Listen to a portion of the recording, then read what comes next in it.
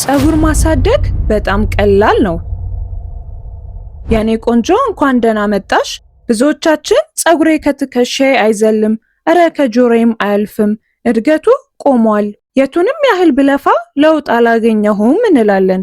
ግን እውነቱን ልንገርሽ፣ ፀጉርሽ ማደጉን አላቆመም።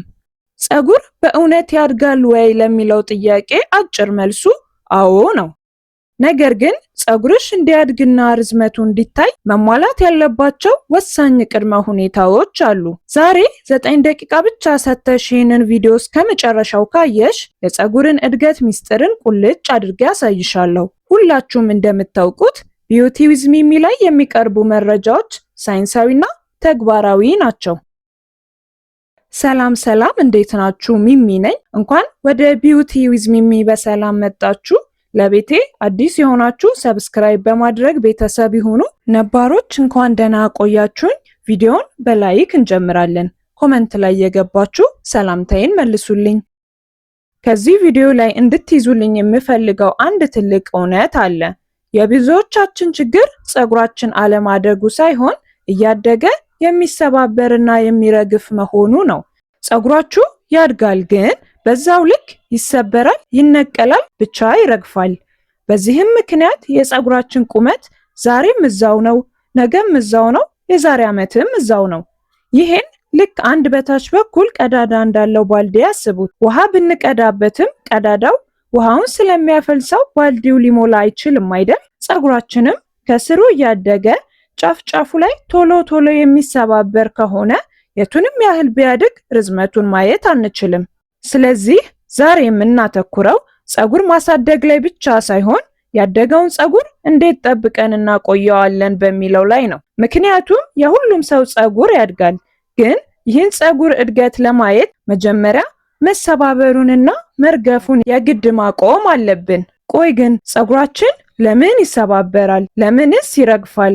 ለዚህ ብዙ ምክንያቶች ቢኖሩትም ዋነኛው ተጠያቂዎች ግን የዕለት ተዕለት መጥፎ ልማዶቻችን ናቸው። የመጀመሪያውና ትልቁ ስህተት የሻምፖ አጠቃቀማችን ነው። እንደምታውቁት ባለፈው የ30 ቀን የፀጉር እንክብካቤ ቻሌንጅ አዘጋጅቼ ነበር። ሰሞኑን የጠፋውባችሁ አንድም ከነሱ ጋር በቅርበት እየሰራው ስለነበረ ነው እና በዚህ ቻሌንጅ ላይ የተሳተፉ ተማሪዎቼ በጥቂት ቀናት ውስጥ ብቻ አስገራሚ ለውጥ አሳይተዋል። ፀጉራቸው መርገፍ፣ መሰባበር አቁሞ ጤናማ መልክ መያዝ ጀምሯል። ለዚህ ስኬት ትልቁ ምክንያት ምን መሰላችሁ? ሻምፖን ለፀጉር መጠቀም ማቆማቸው ነው። አዎ በትክክል ሰምታችሁኛል።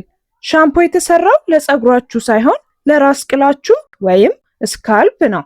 ብዙዎቻችሁ ሁልጊዜ የምታደርጉት ስህተት ሻምፖን በመላው ፀጉራችሁ ላይ ተቀብቶ ማሸት ነው።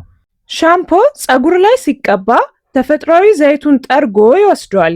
ይህ ደግሞ ፀጉር እንዲደርቅ፣ እንደ ጭድ እንዲሻክርና በቀላሉ እንዲሰባበር ያደርገዋል። ሻምፖ መጠቀም ያለባችሁ የራስ ቅላችሁ ላይ ያሉ ቆሻሻዎችንና ቅባቶችን ለማጽዳት ብቻ መሆን አለበት። ፀጉራችሁን ስትታጠቡ ሻምፖን ራስ ቅላችሁ ላይ ብቻ አድርጋችሁ እሹት። ፀጉራችሁ ላይ የሚወርደው የሻምፖ አረፋ ራሱ ፀጉሩን ለማጽዳት በቂ ነው። ይህንን ብቻ በማስተካከላችሁ ፀጉራችሁ ላይ የሚታየውን ለውጥ ስታዩ ትገረማላችሁ። ሁለተኛው ስህተት ደግሞ ኮንዲሽነርን ንቆ መተው ነው። ኮንዲሽነር ለፀጉር እንደ ጋሻ ነው። እርጥበትን ይቆልፋል፣ ልስላሴን ይሰጣል፣ እንዲሁም ፀጉር እንዳይተሳሰር ይረዳል። ሻምፖ ራስ ቅልን እንደሚያጸዳው ሁሉ ኮንዲሽነር ደግሞ የፀጉርን ዘርፎች የመመገብና የመጠበቅ ኃላፊነት አለበት። ሌላው እጅግ አደገኛ ልምድ ፀጉርን በደረቁ ማበጠር ነው። ፀጉራችን እርጥበት ከሌለው የመለጠጥ አቅሙ ዝቅተኛ ስለሚሆን ማበጠሪያ ስናስገባበት በቀላሉ ይበጠሳል። ስለዚህ ሁልጊዜ ፀጉራችሁን ከማበጠራችሁ በፊት በውሃ ወይም በቅባት ማርጠብ እንዳለባችሁ አትርሱ። እንዲሁም በሙቅ ውሃ መታጠብ ለፀጉር መሰባበርና መነቃቀል ሌላው ምክንያት ነው። ትኩስ ውሃ የፀጉርን ቀዳዳዎች ከመጠን በላይ ይከፍታል። ይህም ፀጉር እንዲሰባበርና እንዲያረጅ ያደርገዋል።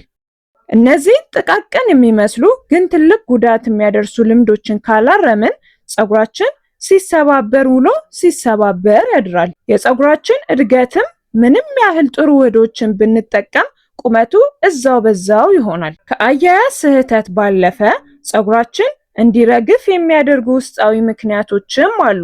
ጭንቀት ወይም ስትረስ ለፀጉር መርገፍ ትልቅ ምክንያት ነው። በምንጨነቅበት ጊዜ ሰውነታችን ኮርቲሶል የተባለ ሆርሞን ያመነጫል። ይህ ሆርሞን ደግሞ የፀጉርን እድገት ዑደት ያዛባል። ጭንቀት ስላችሁ ደግሞ ሰዓት ረፈደብኝ፣ ወይኔ ታክሲ ያመለጠኝ አይነት ጭንቀት አይደለም። እሱ ሁሉም ሰው ህይወት ውስጥ አለ። ግን ስር የሰደደ ከፍተኛ ጭንቀት ካለባችሁ ይሄ ለፀጉር መርገፍ ትልቁ ምክንያት ነው። ብዙ ጊዜ በጭንቀት የሚመጣ መርገፍ ምልክቱ ፀጉራችን ከስሩ መነቀል ሲሆን ጫፉ ላይ ነጭ ነገር ትታያለች። ግን ፀጉር ሲረግፍ ሁልጊዜ መደናገጥ የለብንም። ምክንያቱም ፀጉር መርገፍ ኖርማል የሚሆንባቸው ሁኔታዎች አሉ። በአማካይ አንድ ሰው በቀን ውስጥ ከ50 እስከ 100 የሚደርስ የፀጉር ዘለላዎች ቢረግፉበት ተፈጥሯዊ ነው። ፀጉር የራሱ የሆነ የህይወት ዑደት አለው። ያረጀው ይረግፋል፣ በአዲስ ይተካል። ስለዚህ ጥቂት ፀጉርን ማበጠሪያችሁ ላይ ስታዩ አትደናገጡ። ነገር ግን መርገፉ ከልክ ካለፈና ፀጉራችሁ እየሳሳ ከመጣ ያኔ ትኩረት ይሻል። ሌላው በወሊድ ወቅትና በኋላ የሚከሰተው ከፍተኛ መርገፍ ነው።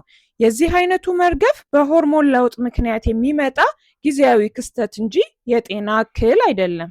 እሺ፣ ፀጉራችን መርገፉንና መሰባበሩን ካቆመ በኋላ ማደጉ አይቀሬ ነው። ግን ደግሞ የእድገትም አይነት አለው፣ ኖርማል እና በጣም ፈጣን። የዚህ ቪዲዮ ርዕስትም የሚለው ፀጉርን በፍጥነት ማሳደግ ነው። ስለዚህ ፀጉራችን እንዲጠነክርና በፍጥነት እንዲያድግ ምን እናድርግ? ትልቁ ሚስጥር የደም ዝውውር ነው። ፀጉር እንዲያድግ ለስሩ በቂ ምግብና ኦክስጅን ያስፈልገዋል። ፀጉር ልክ እንደ ማንኛውም የሰውነታችን ክፍል ሕያው ነው። ስለዚህ እንዲያድግና እንዲጠነክር በቂ ምግብና ኦክስጅን ያስፈልገዋል። ኦክስጅኑን ከአየር ነው የምናገኘው፣ ምግቡን ግን ከውስጥ ነው። ይህን ምግብ የሚያደርሰው ደግሞ ደም ነው።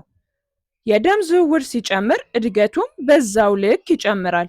የራስ ቅልሽን በየቀኑ ለ5 ወይም ለ10 ደቂቃ በጣት ጫፎችሽ ማሸት ተአምር ይሰራል። ማሳጅ ስታደርጊ የደም ዝውውር ይጨምራል፣ የፀጉር ስሮች ይነቃቃሉ። ይህም ፀጉርሽ ካሰብሽው በላይ በፍጥነት እንዲያድግ ያደርገዋል። ይህንን ስታደርጊ ደግሞ እንደ ሮዝመሪ ወይም ጥቁር አዝሙድ ያሉ የተፈጥሮ ዘይቶችን ብትጠቀሚ ውጤቱ እጥፍ ይሆናል። በመጨረሻም ፀጉር ማሳደግ ትዕግስትና ወጥነትን ይጠይቃል። በአንድ ጀንበር የሚለወጥ ነገር የለም። ነገር ግን ዛሬ የተነጋገርንባቸውን ነጥቦች በተግባር ካዋልሽ ለውጡን ማየትሽ አይቀርም። መጥፎ ልምዶችን አስወግጂ፣ ፀጉርሽን በእርጥበት ጠብቂ፣ ለራስ ቅልሽ ማሳጅ አድርጊ እና ከሁሉም በላይ ደግሞ ጤናማ ምግብ ተመገቢ። ፀጉርሽ የውስጣዊ ጤንነትሽ ነጸብራቅ መሆኑን አትርሺ። ይህ ቪዲዮ ጠቃሚ ሆኖ ካገኛችሁት ላይክ ማድረጋችሁን፣ ለጓደኞቻችሁ ማጋራታችሁንና ለቻናላችን አዲስ ከሆናችሁ ደግሞ ሰብስክራይብ ማድረጋችሁን እንዳትረሱ። ያላችሁን ጥያቄ ወይም ልምድ ኮሜንት ላይ ጻፉልኝ፣ ሁሌም አነባለሁ። በሚቀጥለው ቪዲዮ እስክንገናኝ ደህና ቆዩ።